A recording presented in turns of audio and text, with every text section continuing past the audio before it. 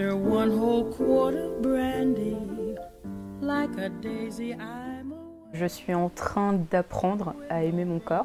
Ça fait pas très longtemps et ça a été très long et tumultueux parce que j'ai été longtemps assez mal dans ma peau. J'ai lu une étude il y a pas longtemps qui disait que c'était hyper dangereux parce que les petites filles à 4-5 ans commençaient à vouloir faire des régimes. Et en fait c'était mon cas en effet. Enfin je dirais moi 5-6 ans parce que j'ai commencé la gym à 4 ans. J'ai commencé à avoir conscience de mon corps, des différences avec les autres. On a commencé à pas me dire à moi personnellement, mais à dire en général il faut être comme ça, il faut être plus musclé, plus ci, plus ça. Et du coup, je pense que c'est très lié au sport qu'on fait, notre rapport au corps.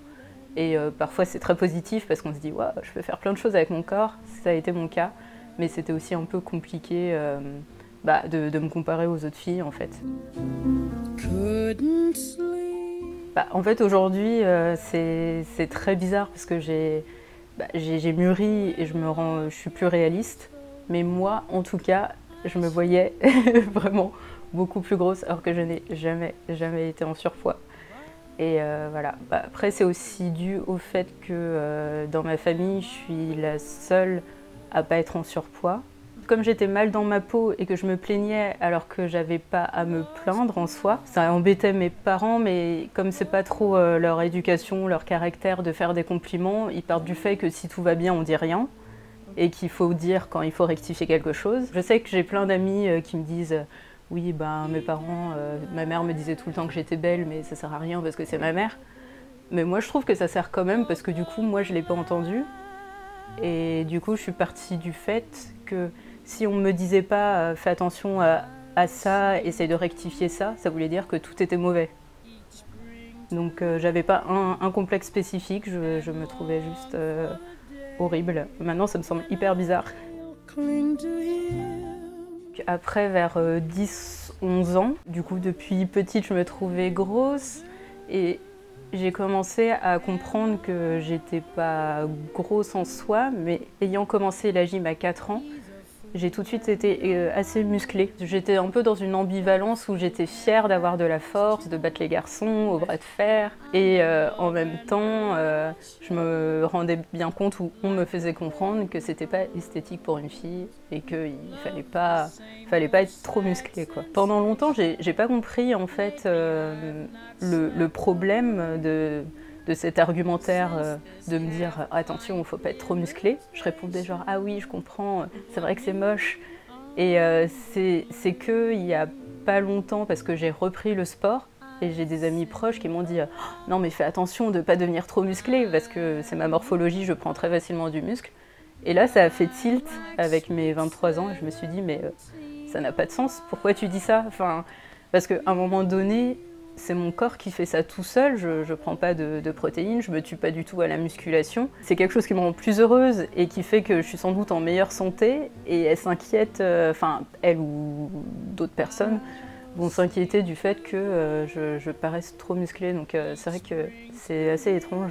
Pendant du coup longtemps, je me suis pas sentie du tout féminine et tout d'un coup, vers 11 ans, j'ai eu des boobs. Et du coup, comme je me sentais pas féminine, j'attendais ça vraiment avec impatience. Mais ça arrivait tellement vite et gros. Du coup, j'étais très fine, même si j'en avais pas du tout conscience. J'étais quand même très mince. Et tout d'un coup, j'avais des gros seins. Et je me sentais très embarrassée avec ça. Et ce qui était surtout dur, c'est que du coup, j'ai été sexualisée très vite dans la rue. Avec des remarques qui aujourd'hui me semblent improbables parce que plus jamais on me fait ce genre de remarques, mais à 12-13 ans, il y avait des mecs qui m'arrêtaient pour dire ça va, c'est pas trop lourd. C'était vraiment pas quelque chose d'isolé et c'était vraiment beaucoup plus régulier qu'aujourd'hui, ce qui fait un peu peur d'ailleurs. Et du coup, ce qui m'a beaucoup aidée, c'est Internet, c'est Pinterest, Tumblr, tout ça. Donc ça arrivait quand j'avais 18 ans déjà. Mais à force de voir de la diversité, de voir des filles avec des cheveux naturels, j'ai tout coupé. J'ai vraiment tout rasé derrière, j'avais 2 cm sur la tête. Et ça m'a fait énormément de bien. En fait, je connaissais pas mes cheveux naturels. Le matin, je me réveillais, j'avais cette tête et c'était tout. Il n'y avait pas trop de moyens de dissimuler, etc. Donc j'étais obligée d'accepter parce que j'allais pas pleurer pendant 3 ans, vu que quand même, quand tu as les cheveux frisés, ça prend beaucoup de temps à prendre de la longueur. Et du coup, ça m'a fait un bien fou, en fait. Dans ma vie de tous les jours, c'est un atout. Et quand je vais chercher un travail, je pense qu'au début, je vais les attacher parce que c'est toujours pas gagné de ce côté-là. Il y a toujours des stigmates où on se dit « Ah ouais, mais elle est un peu fofolle, dis donc hein. !» Juste parce que t'as les cheveux frisés, c'est encore très réel. En fait, c'est vu comme une excentricité, mais vraiment. Et quand t'expliques aux personnes non, en fait, c'est mes poils de tête qui poussent comme ça. C'est naturel, ils sont surpris, mais parce que finalement, il y a beaucoup de filles noires qui ont des tissages, des cheveux défrisés, etc. Il n'y a pas de souci avec ça, chacun fait ce qu'il veut. Mais c'est juste que beaucoup de personnes on pense que ça, c'est naturel. C'est dur de faire comprendre que même les poils, c'est politique. Quand je dis que j'ai toujours été mal dans ma peau, c'est assez littéral en fait. C'est parce que j'ai toujours eu beaucoup de problèmes de peau. D'eczéma, oui, petite j'ai eu des problèmes de dépigmentation de la peau. Donc j'avais des taches, etc. C'est parti tout seul. Et puis l'acné qui m'a ravagée et très tôt. Du coup j'ai pas mal de cicatrices, notamment dans le décolleté. Du coup avec les peaux noires, le truc c'est que ça cicatrise très mal. Et c'est ça aussi, je cicatrise très mal et du coup j'ai beaucoup de cicatrices.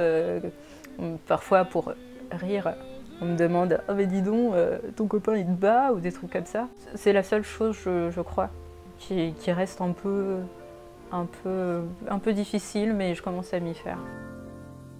Un truc qui m'a beaucoup aidé aussi à être mieux dans ma peau, c'est de me faire tatouer. Parce que j'aime beaucoup ça. Au début, c'est que esthétiquement, j'ai toujours su que j'allais avoir des tatouages parce que je trouve ça très beau. Et à chaque fois, je me suis fait tatouer dans des moments où j'allais pas bien et j'ai décidé de me faire tatouer des choses positives.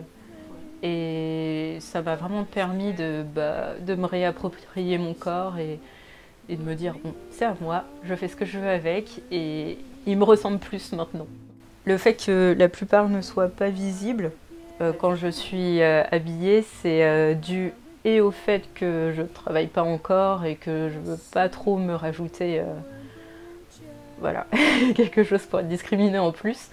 Mais c'est aussi très lié au fait que c'est lié à mon intimité, à moi, pour moi et pour les gens que j'aime. Et voilà, que c'est quelque chose pour l'instant de très intime pour moi. Et c'est aussi lié à ma personnalité qui est que j'ai beaucoup de mal à me dévoiler. Et du coup, il n'y a que les personnes très proches qui me connaissent vraiment ma personnalité. Et mes tatouages, c'est pareil en fait. Il n'y a que les vrais qui savent. Du coup, voilà. Et vous aussi maintenant. Il y a beaucoup de vrais maintenant.